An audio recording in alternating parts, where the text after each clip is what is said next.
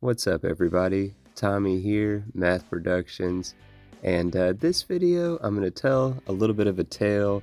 At the beginning, I'm going to show off some stuff, and at the end, it just depends on how talkative I feel during this recording. We're either going to talk all the way through, or at some point I might wind down, let the music play, and then pick back up with it at the end.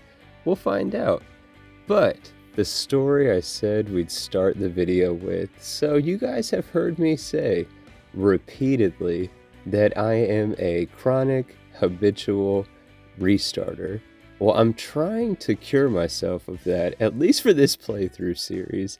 But when I got done with all the festivities and family activities, and I went to, at the evening last night, sit down, get on the game, and have a little fun for myself, I was really feeling that impulse of wanting to start something new. The giant outposts that we were building, TM Productions Inc. on Androphon, and then our main hub on Nisoi that had the 2 perimeter outposts. We had 2 different mining outposts, and we had a lot going on. And I was loving it. I was learning so much, playing through all those new mods that I was using. Each time something wicked comes out with a new mod, I add that in there and I see what all's there. And I just get more and more ideas of what I can do, what I could do, or what I could have done, right? And a big thing too with what we've been building, since we're playing through a modded survival-esque type playthrough, we're not using cheats for resources or for credits. We've been slowly building all those outposts that I've listed, right? We haven't really had an opportunity to just sit down and build as much as we want because we've been on a budget, right? So what I decided to do on Christmas evening was allow myself to use one specific cheat, because I do have the cheat terminal in the load order for emergencies and other types of scenarios that could occur. We have not used any aspect of it to date in the playthrough, but I did allow myself for a couple hours one cheat, and that is the enable the infinite carry weight. So you might ask yourself, Tommy, what are we seeing on screen for the past like 3 minutes while you've been droning on, and the only cheat you're talking about is infinite carry weight? What did you do? Well, so you notice from the outfit, from the team, we did not restart the playthrough. We're still in the very same playthrough that we've been in since the first video of this series. What I did do was go to each one of those built outposts. There was 6 of them, right? The 3 on Nisoi, plus the mining, plus the moon, plus TM. So yeah, there was 6 of them. Went to each one, unassigned all or any of the colonists that were assigned to those outposts at that time. So that way I could go up to each of those 6 outpost beacons, hold down on the X button, and then yes, permanently delete those outposts. So when you delete an outpost in Starfield, it gives you back the resources that you've put into it, right? And so that's why I needed the infinite carry weight. We had built a lot of stuff, if you'll recall. If you don't recall offhand, then you can definitely go back after this video and check out previous videos. We had some awesome stuff going on. Again, we learned so much experimenting around.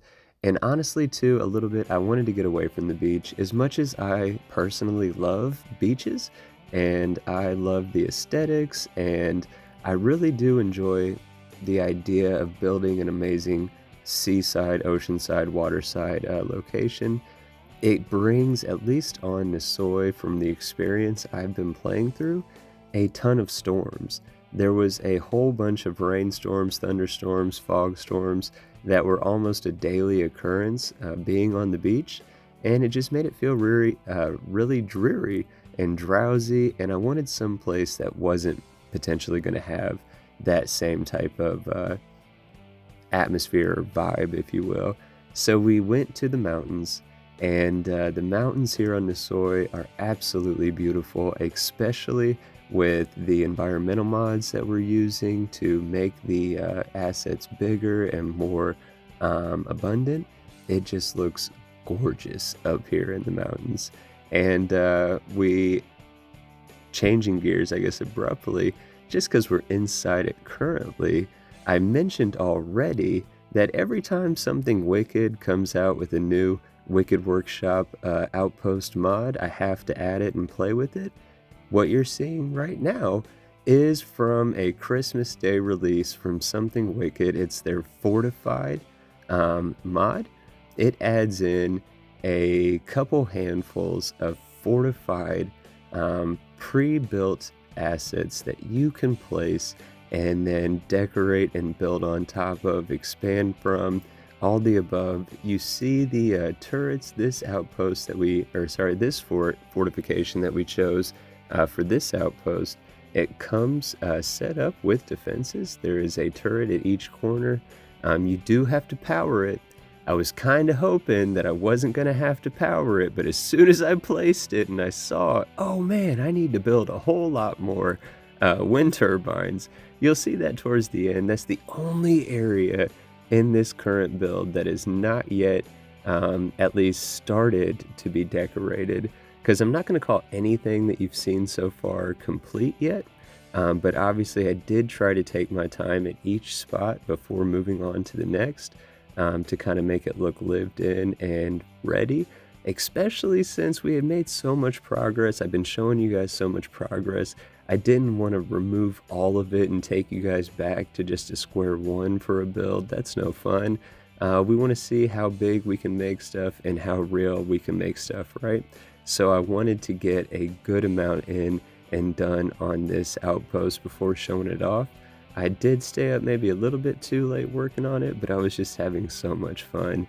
To try to recap what you've seen, when you come in where we started the video, that main landing pad, I still like the idea of that being the start of some commercial, but also a mix of some industry.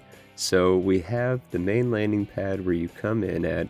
There was the main garage, which was like our traffic control for that landing pad, had a bunch of storage.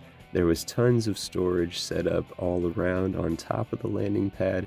2 transfer containers, one set for the base vanilla game type resources, one set just for the manufactured and item sorting added by one of Betamax 76's newest mods.